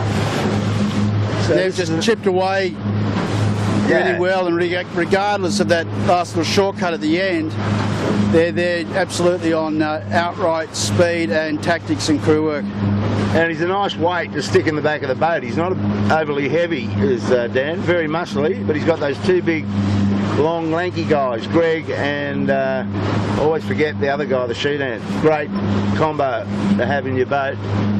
So they'll go okay in this Giltinan that's coming up. So you impressed with that bugger?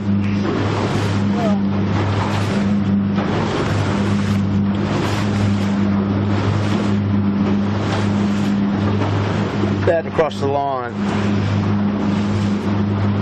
And that'll do it. Well done. 7th of February, Lumix Panasonic. So is that Aaron Everett and Aaron Everett is dead right. Greg Dixon. Greg Dixon, yeah. Aaron, I can never get my head around that. No. So good battle here. The 7 has won the war for second, and Asco sneaked back past the Rag and Famish for third, and the Smeg and the Rag are within small amounts, but they've all been fighting each other down here, and hasn't been a good result necessarily for the Rag. Third's not over. Third hasn't been decided, you'd say, Bagger. There's 2 jibes to come. Yeah. And the Rag's bailed out early, and the Asco's going to try and go right to the way line. And a better jibe from the Rag, and a not very good jibe from the Asco, but Asco's got enough up their sleeve. And well done, Asco. Well done to the Asco. Close finishes right through here. And now, have a go at this. And now we see, oh my God. And the Smeg. Rag got the better of him, I think, Bugger. The mighty Dr. Dan comes hurtling through. They were right up in the mix all day. Good race. Yeah. Big break now back to the peloton. So there's the top 6, and fair to say that any one of those boats could have won that race, Kilo, yeah? Yeah, I agree with that, for sure. They all had a crack at it on the water, and were leading at different times, not round the mark so much, but they were in it. And you've only got to look back on that video to see how close it was. So big break back now to Peroni, which didn't really figure in this race because he didn't go around the Clark Island wing mark the first time. He's just going for a sail, so he won't get the horn, or he shouldn't. And then you got Noakes Youth. They got punted back, Warwick. They're doing great. They were up in fighting for the lead with 7 and Asco most of the first part. That second beat just cruelled them. This second part of the second beat, they just got totally out of phase with the pressure and just got absolutely hammered and never recovered. So Reese Mara will be back on that for the Giltinan? Yep, Reese will be here on Thursday. All right. So he'll stay down here. He lives up at Coff, so he'll be down here for the whole JJ, obviously. Just heard the race committee say they won't give Peroni the horn. That's fair to say.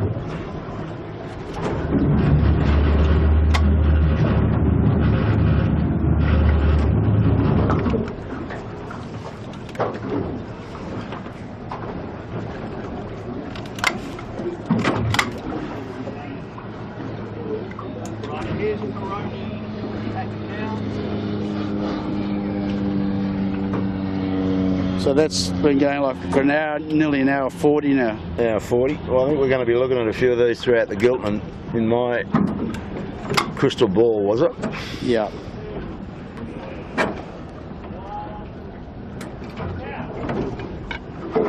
No horn. Now for what?